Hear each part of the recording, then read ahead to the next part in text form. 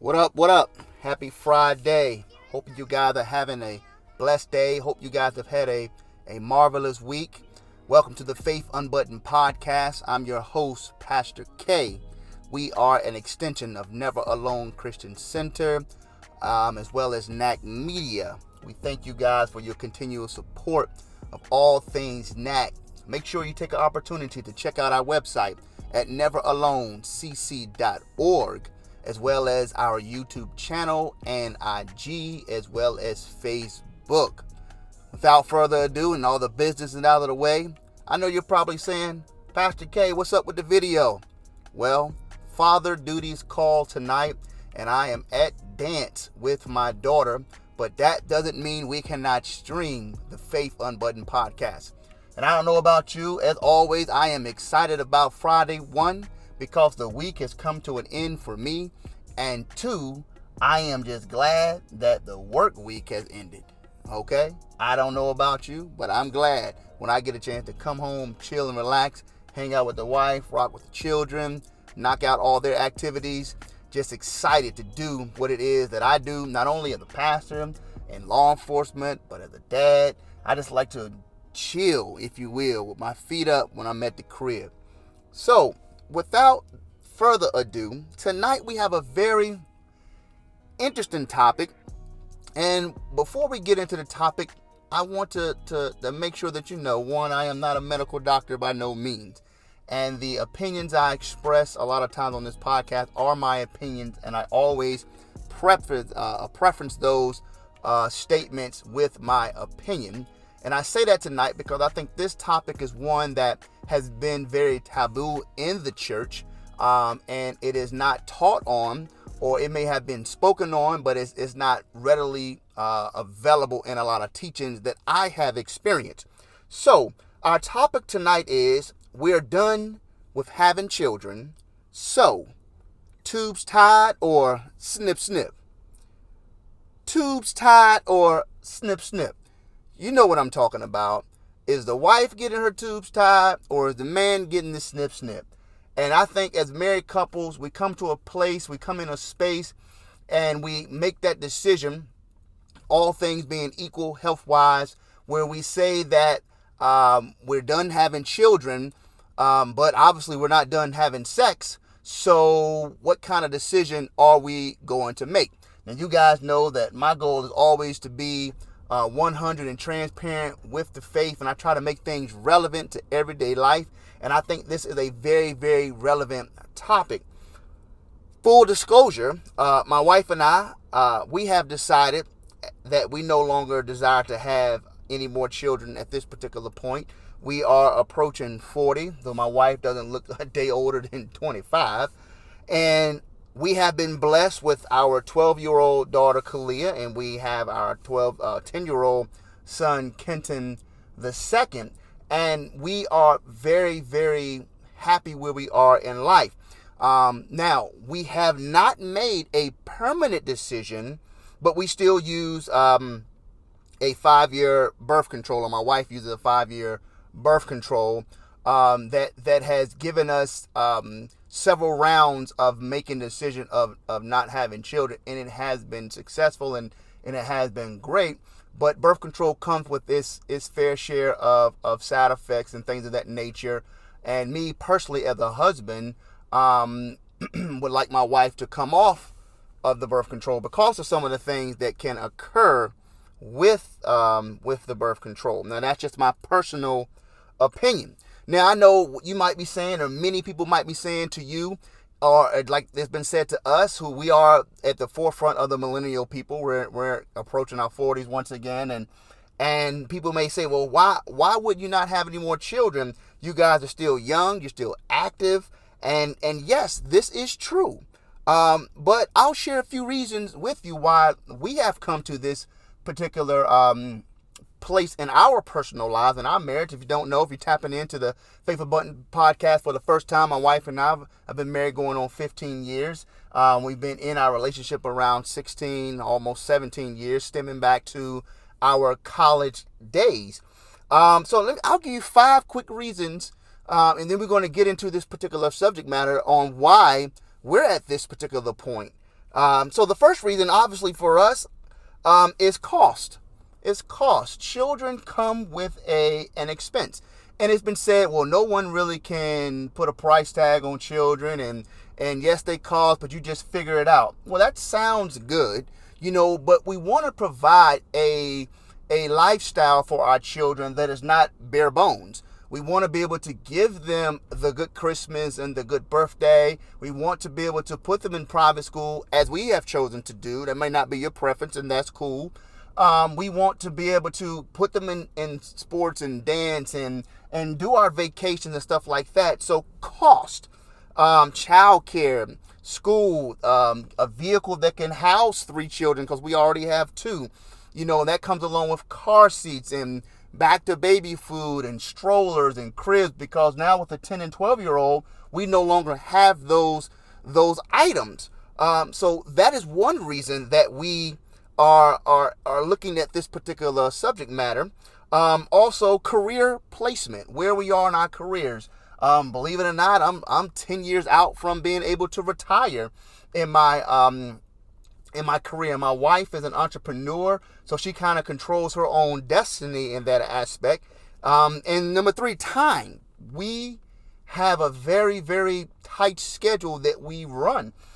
This week, for example, my wife was working. I was at work, and Kenton got sick at school, and I'm 45 minutes to an hour away. She's 45 minutes to an hour away, and neither one of us have those type of jobs, if you will, where we can just pick up and roll necessarily, but we have to make those decisions, and it comes down to time. We got the ministry. So time is a factor. Can we carry on, or can you carry on with another child with the time that you have, and be able to disperse that time appropriately amongst the children?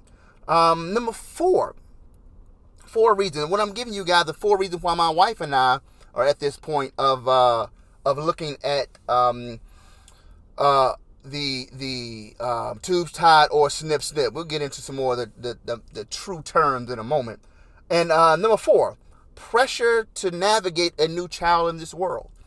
I don't know about you, but in America, if you're streaming in America, this society offers a lot of challenges, like every decade offers and every century offers amongst children and amongst the society. But sin, to me, in my opinion, and my wife and I's opinion, is at a all-time high, and raising children is difficult, in this particular culture, in this particular society.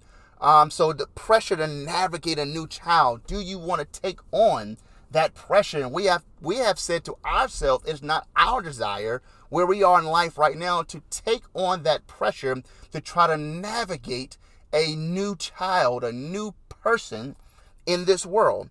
And the last reason, truth be told, we're just comfortable.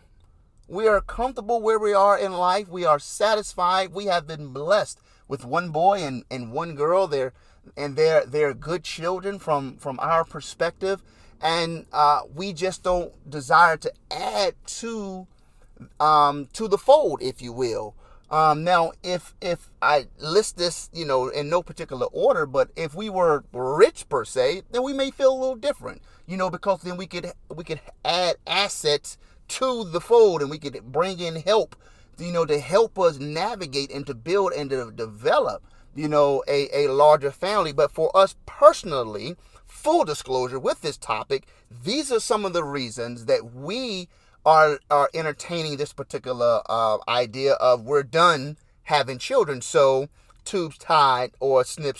Okay, so I wanted you guys to have that little bit of insight into my personal life, or my wife and I's personal life, so that you can kind of understand where we are with this particular topic as well.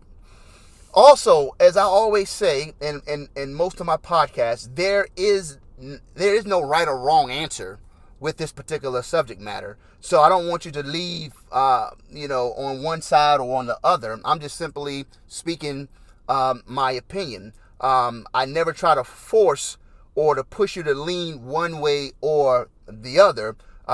Most times I do give you what I believe, in my opinion. And if it's biblically based, I supply that information. But in this particular topic, it is more broad. And from a Christian perspective, it has been taught that the man should never cut his seed off. In other words, a man should never get the vasectomy. That's one way that I've heard it taught, and I understand why it's been taught that way. But in my personal opinion, I think that from a Christian perspective, and a lot of times people like to know what pastors think, and I'll just give you my personal opinion from a Christian perspective. In a perfect world, I understand the principle of the man never cutting his seed off from a biblical perspective, because the seed is important. The seed reproduces. The seed brings forth a man, brings forth the authority, and it brings forth, gifts, talents, and abilities. The seed is what continues the movement of mankind, if you will, because if you cut the seed off of a man, then we no longer can reproduce in the earth. Okay, just as I understand the philosophy of be fruitful and multiply, when Jesus was telling Adam and Eve in the garden to be fruitful and to multiply. So I understand what God was trying to say, or what God is trying to say in respect to never cutting the seed off. But I also understand and believe that we have to use wisdom as well. And honestly, very few of us can afford 10 children, if you will. And the woman's body, and I'm no doctor, by no means, I'm no doctor. The woman's body endures so much through childbirth, be it a natural birth or be it a cesarean. They experience so much trauma to the body, and some women are very fortunate that they bounce back and as if they didn't have a child, and some women are unfortunate and even unto death trying to have a child and to bring life into this world. Now, I understand that all things being equal, all things being perfect, all things being in a utopia, I understand what the principles of the Bible are teaching in respect to cutting off the seed of man. So some churches or some pastors may teach, well, the woman can use birth control, or the man could use contraceptives, whatever the case may be, to prevent pregnancy. And then I look at that and say, well, what is the difference? No, the seed is not, quote unquote, being cut off or dying, but it is dying because the seed is not heading toward an objective, which is to fertilize the egg, which the egg is no longer being produced because of the idea that the woman is on birth control, and now that process is being voided with the egg going through its process. So whether it's contraceptive being used or it is a surgical procedure being used, I think they're both giving us the same results. One just is more permanent, if you will. And with modern day technology, we know that all of these things are possible to be reversed. And there have been times when men have had vasectomies and women have had their tubes tied, and there still has been a pregnancy. So we understand the percentages are not perfect. But when we're looking at this from a modern day standard, and we're saying, look, my husband and wife, we're done having children, but she's tired of birth control. I'm tired of using contraceptives as a husband. So should we do the tubes tied? Should we do the snip? Pastor K, what's your thoughts? All right, so I've given you the perspective from a Christian perspective and how it's been taught. But I don't want you to be in bondage, maybe a way that you have been taught growing up, and you haven't done your own biblical research or haven't heard another perspective on it, and now you have more children than you can afford, or you're frustrated sexually because maybe you're not a fan of condoms, you're not a fan of birth control, or whatever the case may be. I know personally, me as a husband, I was not a fan of condoms, and my wife with the birth control, she we chose that route, but at the same time, I understand that it comes with its negative draws as well. Okay, so let's dive into this. First, we've been using the slang term, if you will, or the common terms of tubes tied or snip. Okay, but let's look at this. So first, tubal ligation is the surgical procedure to prevent pregnancy. It is commonly been called getting your tubes tied. So the technical term for this is tubal ligation. Okay, again, I am no doctor. Okay, so I am getting this from medical sites. So I'm giving you the technical term or the medical term. Okay. Secondly, the vasectomy is the surgical procedure for men who are sure they don't want a future pregnancy, commonly called the snip, or as we like to say, snip. Okay. Now, my personal opinion with this particular process or procedure, I am looking into getting the vasectomy as a man, me personally, because I've looked at some of the drawbacks of the woman having to get the tubal ligation, and I'm going to go over some of those things tonight. But the purpose of this podcast is I want you guys, whether you're a Christian or whether you're a non-Christian, but you're in this space, you're married or you're in a relationship and you don't want any more children, but you're ready to get beyond the birth control, or you're tired of being afraid every month that whether or not she's going to be pregnant or not. There are options, and I just think that the church and people of faith and in leadership positions like myself have to be honest with people and let them know that you don't have to do this. You don't have to go out and get an abortion because you're afraid to use contraception, or he don't want to use no condom. Now you're pregnant. Now you're going to get an abortion. Okay? So that's not necessarily the route that we want to go. Okay? So let's look at this. Now, let's look at some of the vasectomy factors here. Now, it is a 7-minute on average procedure. You heard me. 7 minutes. This procedure, for some, is in length is shorter than the time that it takes you to have your first ejaculation with your wife. Okay, I'm not trying to comfort nobody. I'm just throwing a little jokey joke in there. 7-minute procedure on average. It has a 1% failure rate, 15% failure rate with while using contraceptives. Okay, versus 15% while using contraceptives. 1% failure rate with the procedure. It is a 2-day recovery. 2-day recovery on average. And you're looking at a price of $1,000 on the high end. Typically between $800 to $950, but I threw in $1,000 on the high end. And it is low in health risk. And it is also done in a doctor's office. Okay, so looking at those vasectomy factors, keep those in mind, because this is the procedure that the men would have done when we've come to that point. Yo, babe, we're done having children. Listen, we trying to raise these kids, retire, and we trying to do our thing. We don't need that oops at 40, that oops at 50, and now we got a newborn here, and we got kids in college, bruh. We're not trying to do that, okay? So let's look at some of these factors for the tubal ligation procedure, or the tubes tied. Now, this procedure takes between 120 and 180 minutes on average. It has a 1% failure rate and a 5% failure rate with contraception.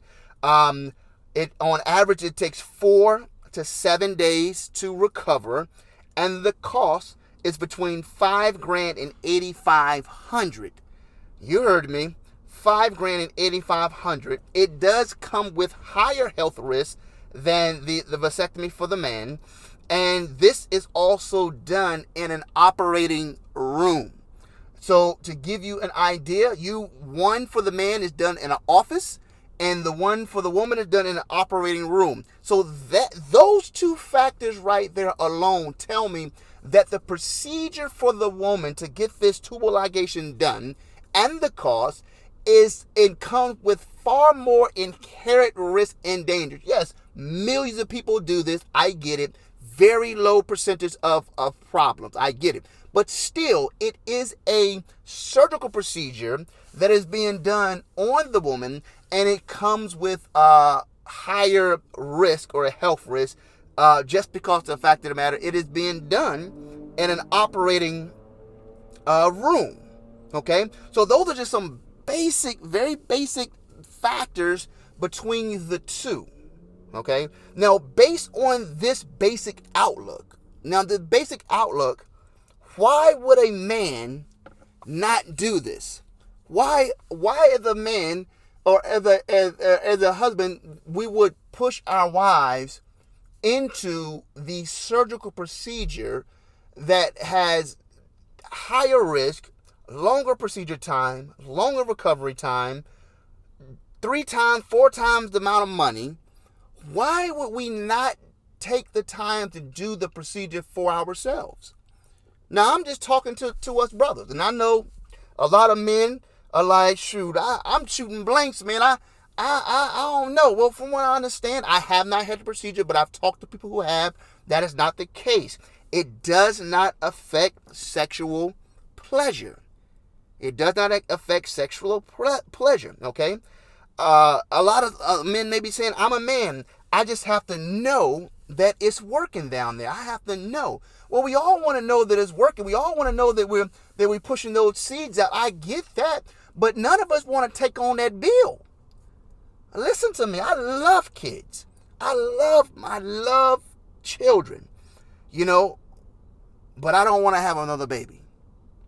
I'm just being 100 with you. I enjoyed the pamper. I enjoyed the strollers, and my wife was so phenomenal as a mother and still is. She did the nursing thing. She was just great. She was an all-star. Okay? She was an all-star with it, But as a man and as a husband and where I am in life, I just know that I personally don't want to go down that road. So let me turn the podcast to you guys, because my goal is next week I'm going to try to find some men who've had the procedure done, and I'm going to bring them on to the podcast, and I'm going to get their outlook on the procedure and what their thoughts were and how they have experienced it and such like. So if you are a man and you're streaming this podcast and you would like to join the podcast next week or a week to come, it doesn't matter. I want to get you in, get you recorded. And I want to know, what are your thoughts if you've had this procedure? What are your thoughts? How do you feel? How did it go for you? Check in with me. And vice versa. I want to know if, as a woman or as a wife, if you've had this procedure, the tubal ligation, you've had the tube tied, how was the